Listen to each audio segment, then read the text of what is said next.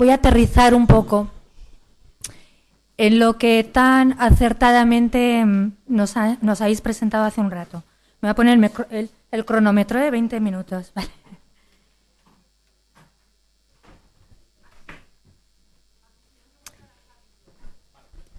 La muerte se lleva vida. Y esto es algo que a veces lo olvidamos, ¿no? Cuando, bueno, sabéis que ya hemos compartido en el virtual. Y yo voy a hablar desde mi práctica personal y sobre todo clínica, de acompañar cada día a personas en el proceso del duelo por la pérdida del ser querido o aquellas que están perdiendo la propia vida. Entonces, siguiendo al hilo de lo que acabamos de comentar ahora en este mini debate y a lo que decía Maxi, cómo conectar con la comunidad, ¿no? Es verdad que el espacio, la unidad de duelo en la que yo estoy cada día, justamente nace a respuesta de esta necesidad de crear espacios de encuentro, de comunicación. No importa, no hace falta poner, si quieres, no importa. Porque la persona busca el contacto. Para mí la palabra principal, y que se ha expresado muy bien, es el contacto. Entrar en contacto en la relación, en esa relación terapéutica de la que es importante crear. Mirad, esto es un papel, ¿verdad? ¿Lo veis?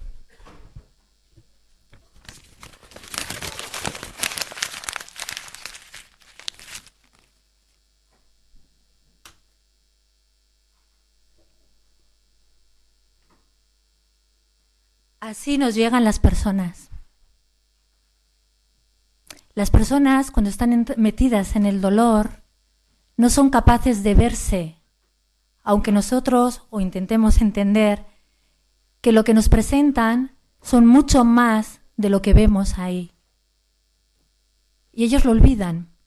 En la relación terapéutica tenemos la oportunidad, porque no es el poder lo tiene el paciente, de que esta persona realmente reconozca las capacidades que son inmensas que tiene el ser humano de continuar adelante a pesar del sufrimiento y del dolor. Esta persona, a medida que va sintiendo este soporte, este apoyo en esta relación en contacto, sin juicio, con presencia, respondiendo a sus necesidades, haciéndome presente, respetando sus afrontamientos, la persona va a poder abrirse y reconocerse como lo que es y siempre ha sido. Y desde aquí, abrirse a una apertura, o sea, abrirse a una experiencia, desde esta apertura, además, a partir de las cicatrices que no van a ser en vano. ¿Qué es lo que ocurre? Desde esa falta de contacto, voy a pasar del PowerPoint, no importa. De esa falta de contacto, o sea, ¿qué es lo que nosotros podemos hacer? Antes ha salido ahí la pregunta, ¿no? Sinceramente, creo que lo que podemos hacer justamente es no rescatar. No rescatar, porque el permanecer ahí en la emoción, ¿no? A ver, las lágrimas tienen un mensaje, como cualquier otra emoción, Hablamos de los pacientes que lloran. Las lágrimas tienen un mensaje, y un mensaje que hay que atender.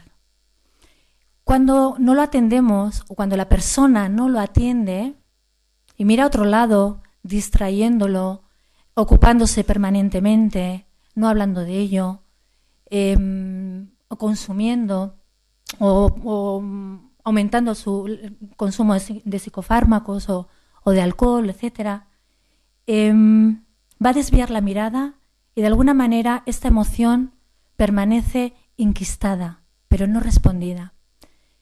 Cuando tenemos ya al paciente ahí en ese espacio, Maxi, como has dicho, ¿no? Estamos ahí en la soledad, o pongo entre comillas lo de la soledad, más bien la privacidad, ¿no? Con el paciente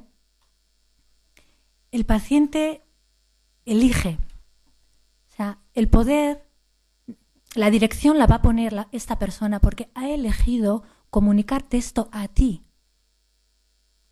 La persona en el final de vida y en el proceso de enfermedad se reconoce como quien tiene la potestad de elegir. Yo voy a elegir con quién comunicar esto. Lo prueban constantemente por medio de la emoción, con el silencio. Hay silencios que dicen tanto, hay silencios que expresan tanto. Solo hace falta dejar el espacio y estar en sintonía. Esta es la palabra para mí clave en el cuidado de las personas. Estar en sintonía con lo que esta persona necesita. Si esta persona no recibe esta respuesta, este eco a la necesidad que nos presenta, va a tocar otra puerta. Este peregrinaje del que hablaba Maxi, ¿no?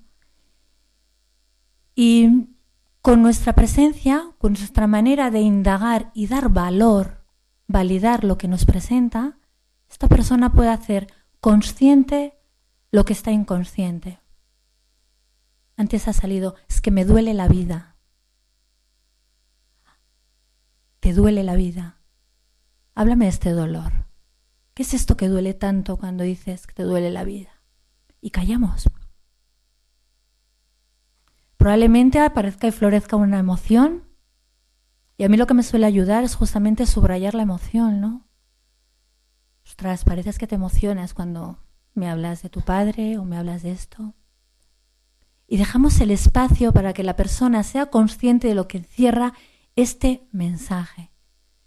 Lo que va a añadir sufrimiento en los procesos va a ser el esfuerzo de evitar entrar ahí. Esto no quiere decir que tenemos que entrar ahí a toda costa. O sea, hay una persona que me decía, le preguntaba, ¿no? En las personas que vienen al grupo de duelo, de apoyo, entre ellas, ¿no? ¿Y qué haces allá? ¿No? Le preguntaban y dice, pues es como la risoterapia, pero en lloroterapia, ¿no? Le decía, ¿no?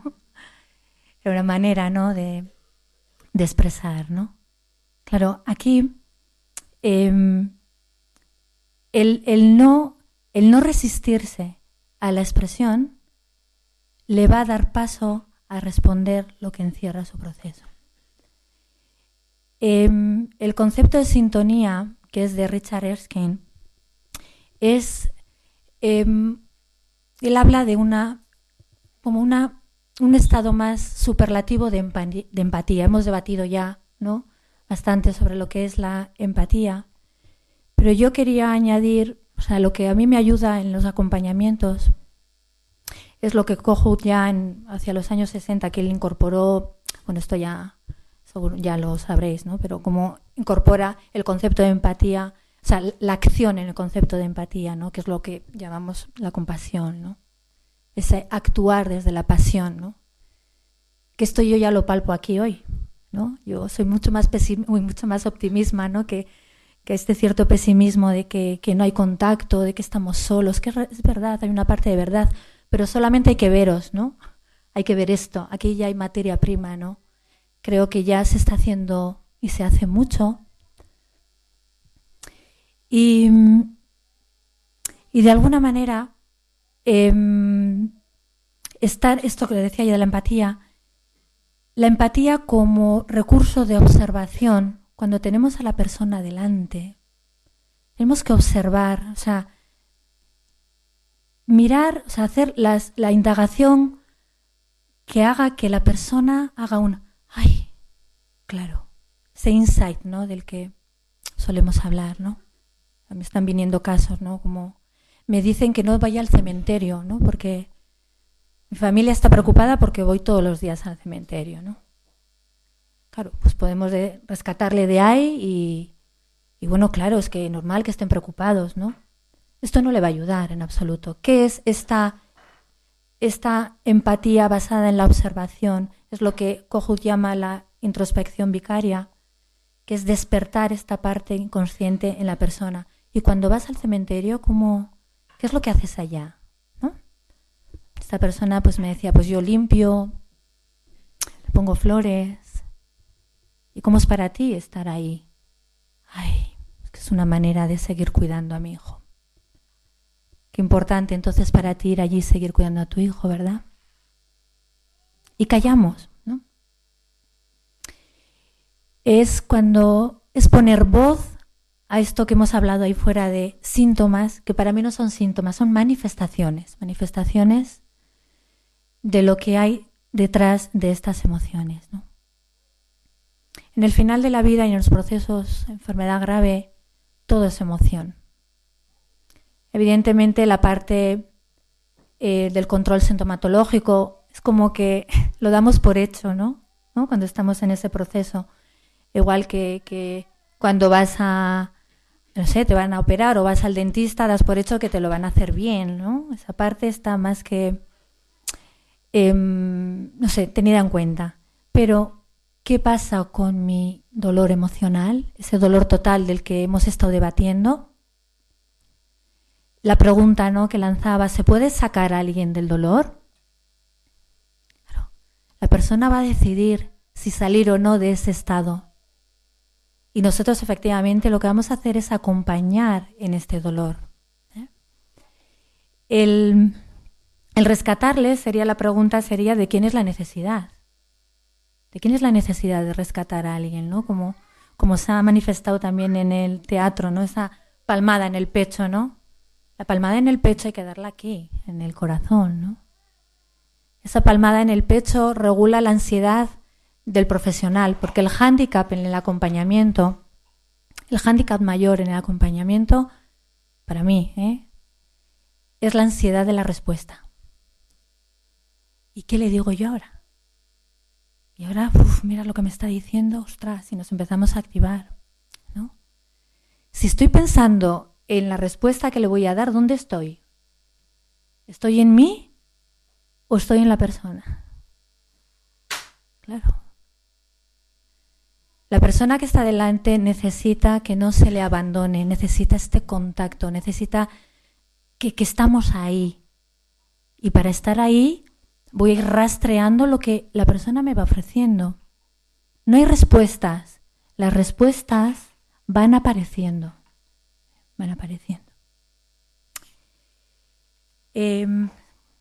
Tengo unos minutillos.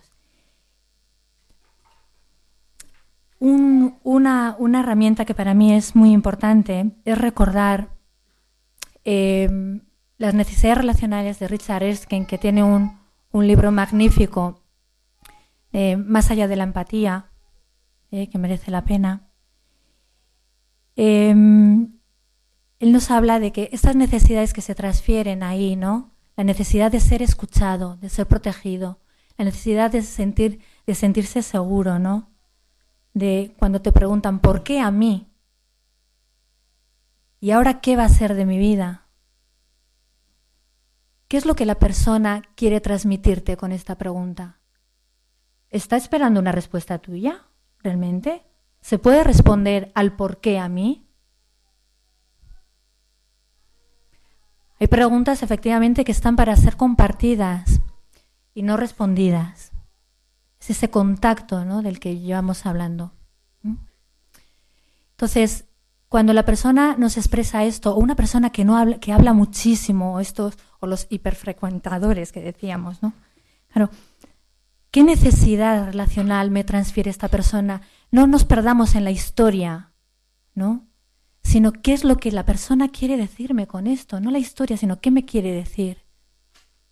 Pues igual resulta que esto que te estoy contando no he podido contárselo nunca a nadie, o nadie me ha dejado terminar la historia, o necesito que alguien crea realmente en lo que me está pasando, o necesito producir impacto en ti porque he sido invisible para tantas personas, o necesito expresarte gratitud y te digo, cuánto aprendo de ti, ¿no?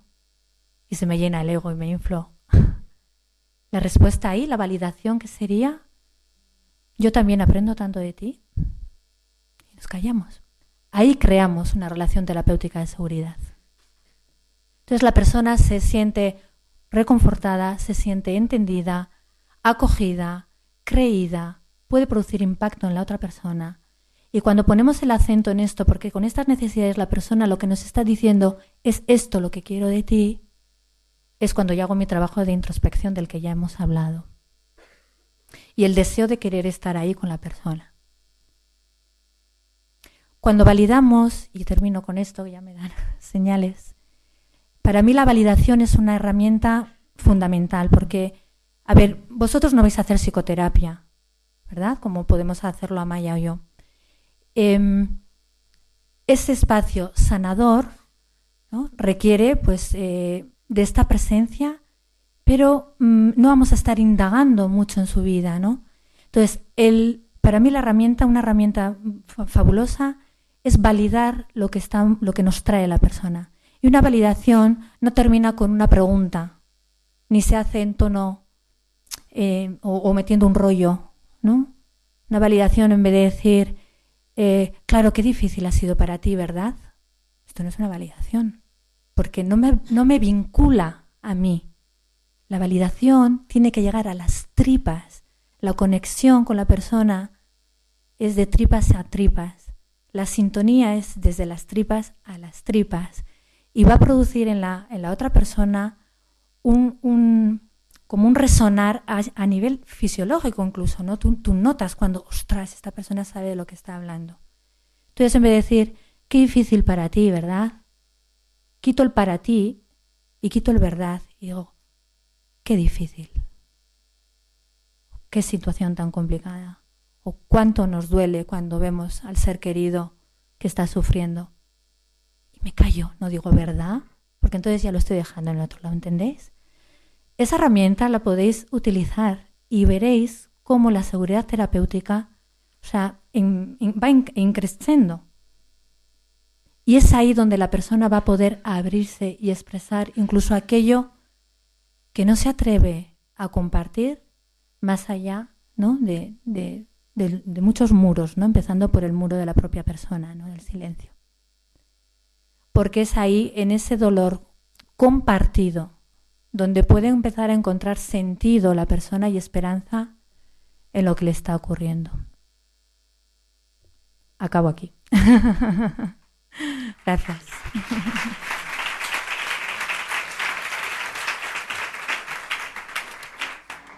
Bueno, ¿hay micrófonos? Sí.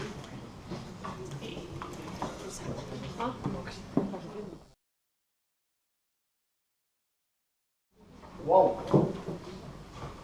Buenas tardes, soy Paula, estudiante de sexto en Santiago. Se nota, ¿no? Bueno, antes de nada quería darte la enhorabuena, Izaskun, me has permitido muchísimo tu ponencia. Recuerdo que hace 3 años en cardiología hubo un error de programa y nos explicaron el electrocardiograma patológico antes de haber explicado el normal. Me he sentido igual, siento que me han formado en enfermedades sin haberme explicado qué es la salud mental y que nadie se había dado cuenta. Siento que hay una ausencia en la formación de salud mental tremenda y parece que cuando vemos al paciente vamos buscando patología y cómo atajarlo, y cuál es el problema, y qué hago yo ahora, y qué le receto, y qué le doy, y qué le pregunto para que me diga que tiene esta enfermedad. Y no vemos que ese dolor necesario es eso, es necesario. Lo raro sería que no estuviera. E intentamos que desaparezca algo que es inherente al proceso y terapéutico en sí mismo. Entonces, muchísimas gracias. Es un agradecimiento y por todos los estudiantes que estamos aquí, creo que debemos aprender de esta ponencia porque no la tenemos en otro sitio. Gracias.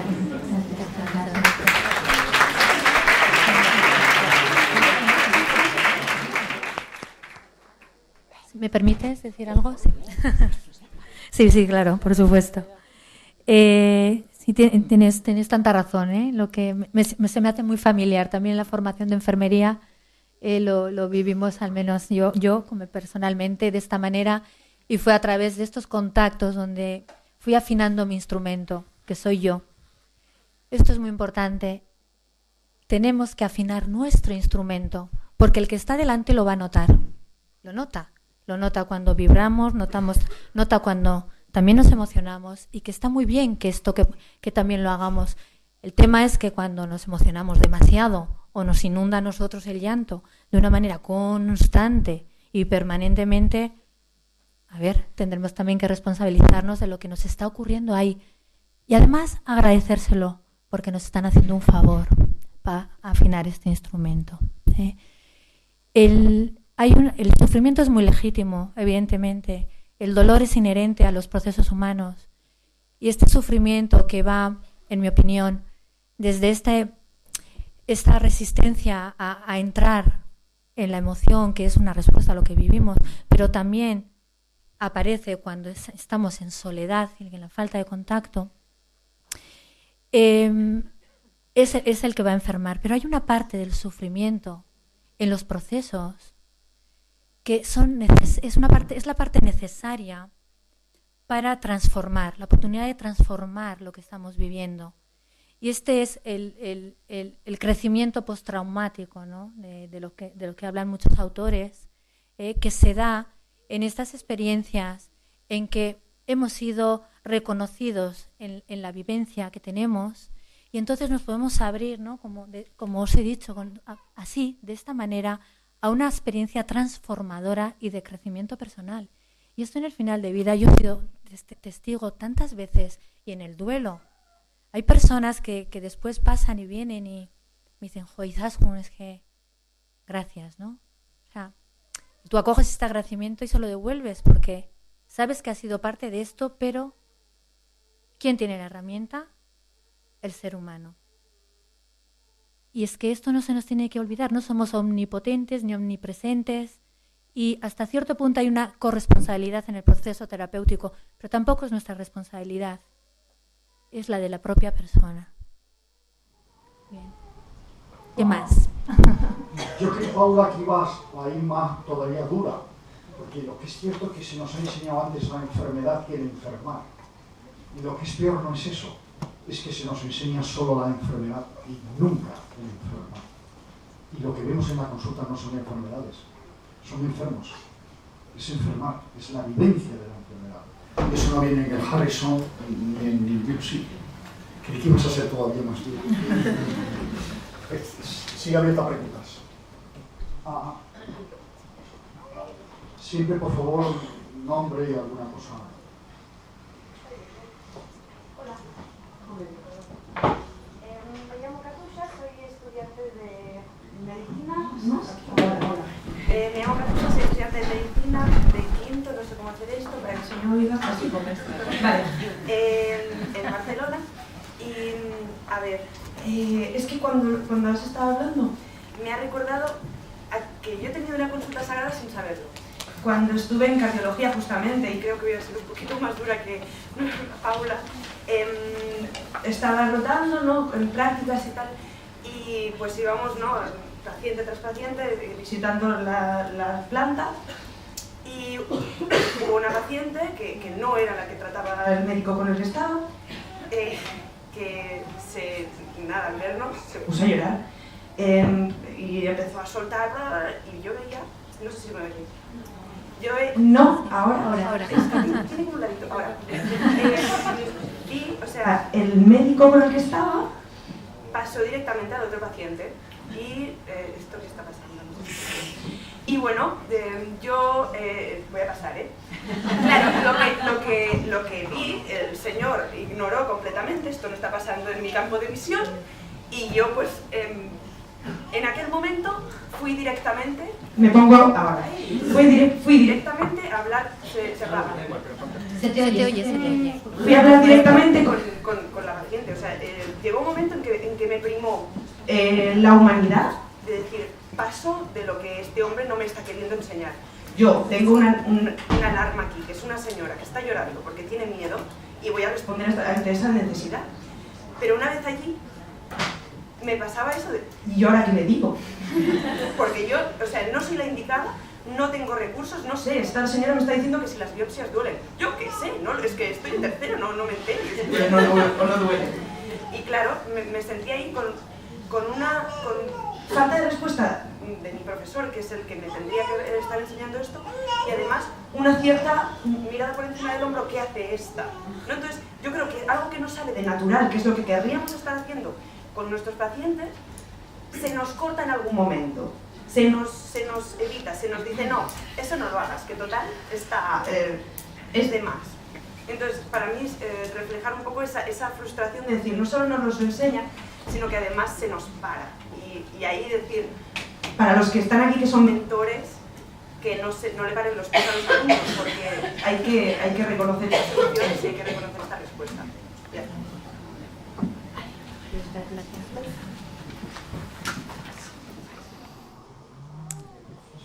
Date cuenta que, perdón, ¿sí? Katisha, ¿dónde estás? Sí. Date cuenta que a pesar de que no nos lo enseñen, hay una necesidad innata, ¿no?, en el ser humano de esta búsqueda de contacto, ¿no? Y parece que esto nace, ¿no?, en ti cuando ves esto, es esto que llamamos de las neuronas espejo, ¿no? De cómo se nos despierta a nosotros esta parte cuando vemos a la otra persona sufrir. Y cuando esta persona te decía que si las biopsias duelen, claro, cuando no sabemos, nos mostramos desde el que no sabemos, desde esta humildad. La humildad en el médico, concretamente, que estamos en esto ahora, pero en cualquier ser humano, humaniza tanto. Nos pone al mismo rasero, al mismo nivel. ¿Por qué voy a tener que saber yo si las biopsias duelen? Porque sea médico. Pues es que, ¿qué es lo que te está diciendo esta persona? ¿Qué necesidad relacional hay ahí? Está preguntando y está expresando miedo, está asustada. Entonces no es tanto lo que nos dice, sino qué es lo que nos quiere transmitir, ¿no? Pues sinceramente no sé si duelen, pero estate tranquila que voy a estar aquí contigo. Ya estás creando seguridad. ¿Sí? Muy bien. Última pregunta.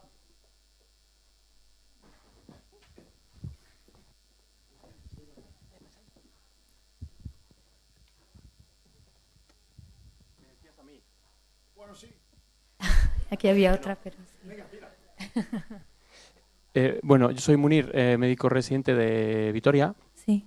Quería señalar una cosita que se ha comentado pues antes y que has mencionado ahora, es en relación a la educación, ¿no? Yo soy padre de 2 niños de 4 años, niño y niña, mellizos, y estamos pues justo en la búsqueda de colegios y demás, y a veces me sorprende demasiado el peregrinaje que siguen algunos padres buscando colegios, sobre todo yo creo que más centrado en el tema emocional, ¿no?